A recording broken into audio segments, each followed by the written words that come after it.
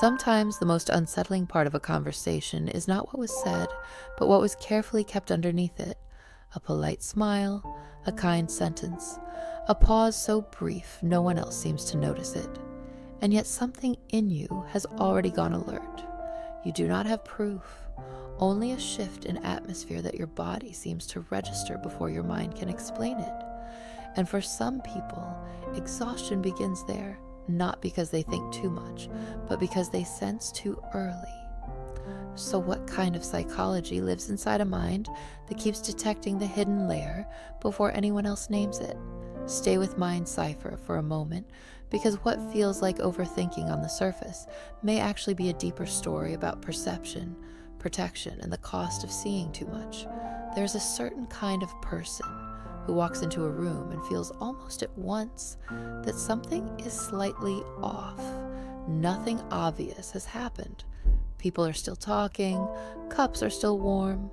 The conversation is moving along with all the expected gestures of normal life, but somewhere underneath the surface, they sense a small fracture in the rhythm, not a dramatic rupture, not enough for anyone else to turn their head. Just a faint misalignment between what is being said and what is actually being carried underneath it. These are the people who seem to notice what others miss, not because they are magical, not necessarily because they are wiser than everyone else, but because their minds have become unusually quick at reading the thin layers of reality. A blink that comes a fraction too late, a smile that arrives on time but leaves too quickly, a shoulder that tenses before the voice softens, a silence so brief it barely exists. For most people, these things pass like wind over water. For them, they register as data. And long before logic assembles an explanation, the nervous system has already begun to form a conclusion.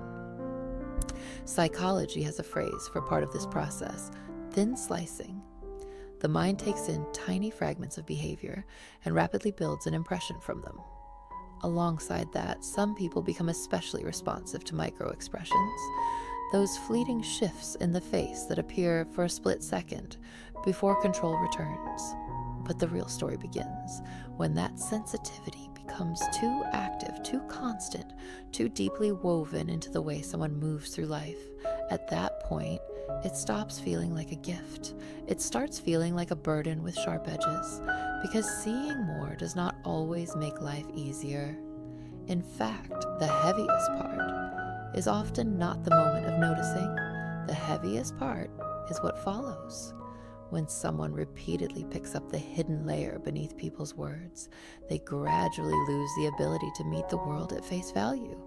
A compliment is no longer just a compliment. A warm gesture is no longer simply warm.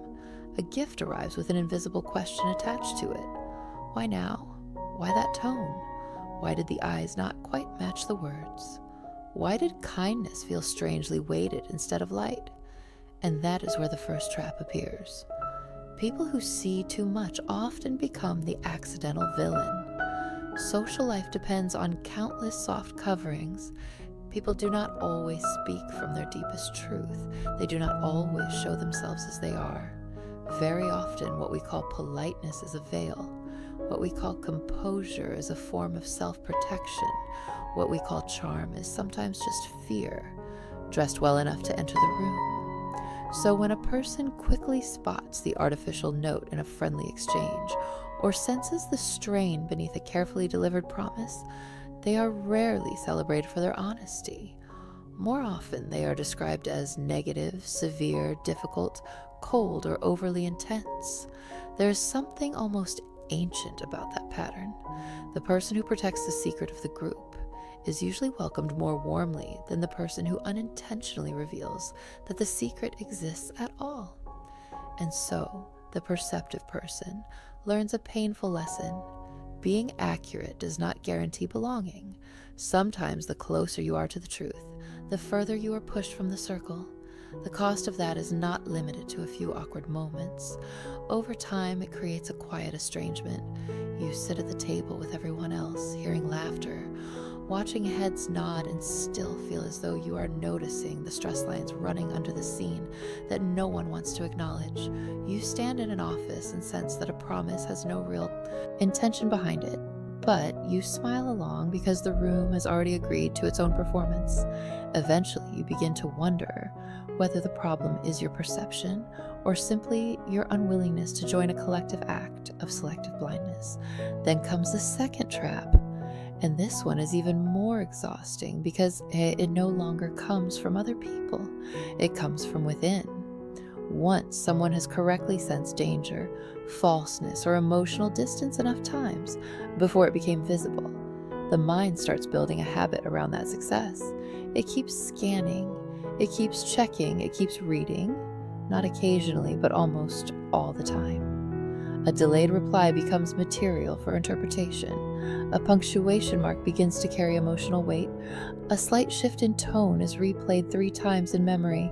A brief hesitation becomes a sign, and every sign becomes part of a larger pattern waiting to be decoded.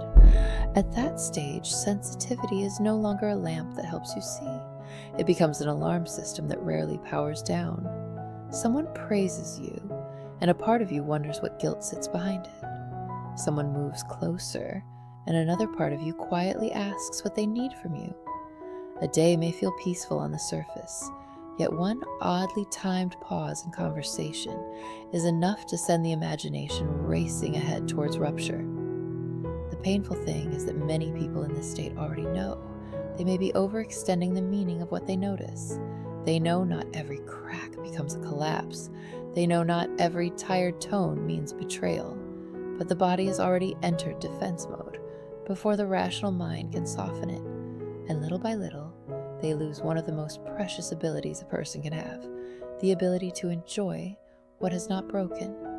They are no longer fully living in the present. Part of them is always standing a few steps ahead, waiting for the next disappointment to reveal itself. And that creates a very particular kind of fatigue. Not loud, not theatrical, just persistent. It is the weariness of being unable to stop listening for tremors that others do not even hear. Then comes the third trap, and perhaps the loneliest one of all, becoming a container for truths that cannot easily be spoken. Sometimes highly perceptive people do not merely notice a small lie or a strange smile. Sometimes they sense the direction of a tragedy long before it arrives. They feel that a relationship is weakening before the couple admits it. They recognize burnout behind someone's functioning exterior.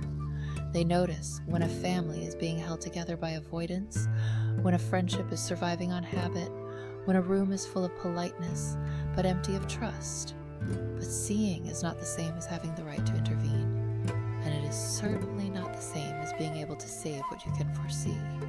This is where the loneliness deepens. They know, but cannot always speak. They sense, but cannot always translate what they sense into language that others are able to hear. They carry impressions that are too early, too delicate, too unprovable, and too heavy to simply put down. And after a while, the inner world starts to feel like a storage room full of boxes that do not belong to them, yet somehow remain in their care. If a person lives this way for too long, they may begin to believe something is fundamentally wrong with them, that they are too suspicious, too intense, too unable to relax, too unwilling to let life be simple. But the truth is often more complex and more humane than that. What people call sharp intuition is not always a glamorous talent. Sometimes it is the imprint of a nervous system that has spent too long learning how to anticipate instability. Some people had to read moods early in life. Some grew up in environments where the emotional weather of the room mattered more than the words being spoken. Some learned through disappointment or repeated emotional injury that the surface could not always be trusted. And so the mind adapted. It became quicker at detecting inconsistency, quicker at searching for threat, quicker at reading the hidden current beneath ordinary behavior.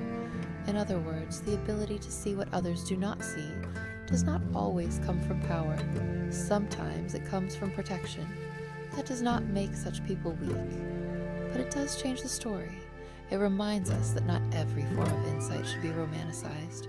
Some forms of sharpness are born from impact. Some people see so deeply because life once taught them that seeing less would cost too much. And that is why the way forward is not to force yourself into blindness. The way forward is to change your relationship with what you notice. The first principle is strategic ignorance. This sounds almost absurd at first, especially to someone who has built their identity around noticing. But maturity often requires exactly this kind of discipline, to know something without reacting to everything. Not every signal is a summons. Not every mask needs to be removed. Not every emotional inconsistency deserves confrontation. There's a vital difference between what you perceive and what you're responsible for. You may sense that someone is speaking through insecurity. You may recognize that a gesture of warmth is mixed with self-interest, but that does not automatically make it your duty to expose, correct, or dismantle them. Sometimes wisdom is simply the ability to conserve your energy for what truly belongs to your conscience, not because you are passive, not because you are afraid, but because not every hidden layer is yours to drag into the light. The second principle is accepting social masks without becoming naive about them. Many masks are not worn out of cruelty. They are worn out of shame, fear, self-doubt, or the ordinary human desire not to be rejected. When your perception is very sharp, it becomes easy to focus only on what is false in others. But if you step back, you may notice that what sits behind the false note is not always malice. Very often it is fragility. That does not mean you excuse harmful behavior. It does not mean you abandon boundaries. It simply means that compassion protects you from being poisoned by your own perception. If every discovery passes through a lens of judgment, the mind eventually hardens into a private courtroom. But if some of what you see is met with understanding, your insight becomes less corrosive. You stop using truth as a weapon. You start using it as context. The third principle is learning how to forgive the present for not being guaranteed. This may be the hardest one of all, because people who see ahead are often desperate to control the ending before the story is even unfolded. They want to detect the betrayal before trust is fully given. They want to spot the crack before they rest their weight on the bridge. They want certainty before surrender. But to live like that is to spend the whole of the present guarding against a future that has not yet arrived. Yes, a relationship may hurt you. Yes, trust may one day be tested. Yes, warmth can change and closeness can fade. But if you use every living moment to patrol the borders of what might go wrong, you will lose what is still alive in front of you. Forgiving the present is not the same as becoming foolish. It means allowing yourself to live with conscious risk.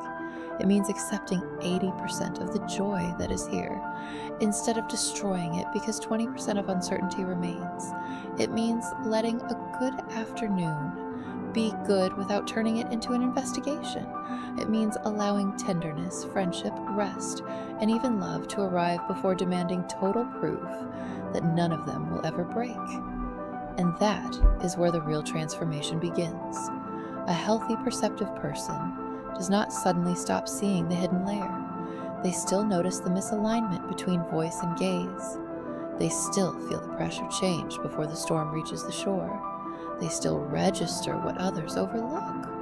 But they no longer use that sensitivity to burn themselves alive. They stop being a cold scanning machine devoted only to detecting weakness, falseness, and fracture. Instead, they become something steadier. A lighthouse, still alert, still aware of the sea, still able to recognize danger from far away, but calmer, more grounded, and no longer destroying everything that falls within the beam. That is what mature intuition looks like. Not blindness, but steadiness. Not forced trust, but less inner occupation by suspicion. Not a return to innocence as though nothing painful ever happened, but the slow recovery of softness after insight has done its work. And if you recognize yourself in this pattern, perhaps the first thing you need is not self-criticism. Perhaps you do not need to shame yourself for being difficult, intense, or hard to soothe. Perhaps what you need is a gentler understanding of the fact that some mental habits once helped you survive, but are now taking too much from your peace. Once you see that clearly, you stop treating yourself like a flawed machine and begin treating yourself like a human being who needs a safer way to remain open to the world.